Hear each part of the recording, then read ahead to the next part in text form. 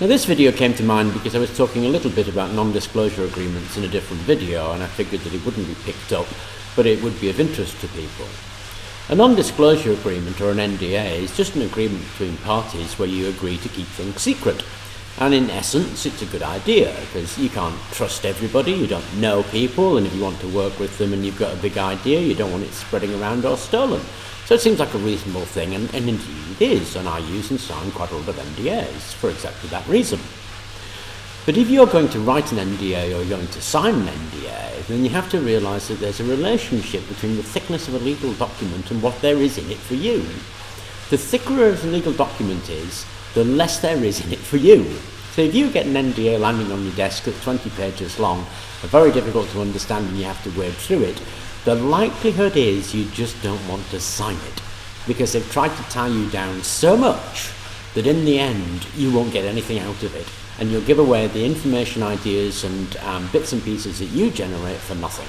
So if you get something ludicrous like that, don't sign it. Now, some NDAs have different clauses and terms in them, and some of them are the ones to look out for. There is one that I received that had a clause in it where if I signed the NDA, I would be agreeing to work on the project in perpetuity with no rights or formal agreement or right to payment whatsoever. Now obviously I didn't sign that NDA, and whoever wrote it really was dreaming, thinking that anybody would sign such a thing. So it went straight back to them.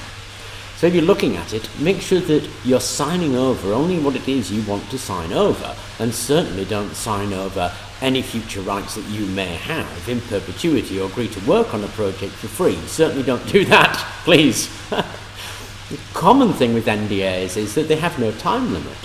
Now, if you sign something that is in perpetuity, lasts forever, then any ideas you may generate from that work, once that relationship is finished and a reasonable time limit has passed, will still belong to the person that you signed the NDA for. So have a look for a time limit. If there isn't one, put one in. You've got to remember that an NDA is an agreement between parties. It's a two-way street. And that person is coming to you because they need help. They need your help. You have specific qualities and skills to offer them, and if they're asking for your help, they recognise that. And they have to recognise that in the agreement that they're proposing you sign. Now, NDAs are written normally by lawyers working for the big idea party. The guy who wants the help goes down to his lawyer, gets him to write an NDA and shoves it under your nose. Or if they can't afford a lawyer, they get a pro forma one off the net and shove that under your nose, one or the other. If it's written by a lawyer, it's written in favour of that person, not in favour of you. So you need to read an NDA to make sure that you aren't signing over anything that you don't want to sign over, like committing yourself to working on a project, signing over all ideas that may or may not be generated for an unspecified future date. There has to be some idea of reasonableness in there. And it has to be reasonable because it's a two-way street. You're bringing as much to the table as the person with the idea is bringing to the table. Because very often these ideas won't come to fruition without your help, because your help is going to help make that a reality. And you deserve some kind of return on that.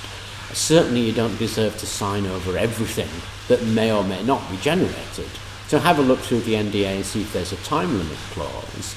Have a look to see what kind of things you're going to be signing over. It's quite common to have them sign over any ideas that you may generate in the future based on that work.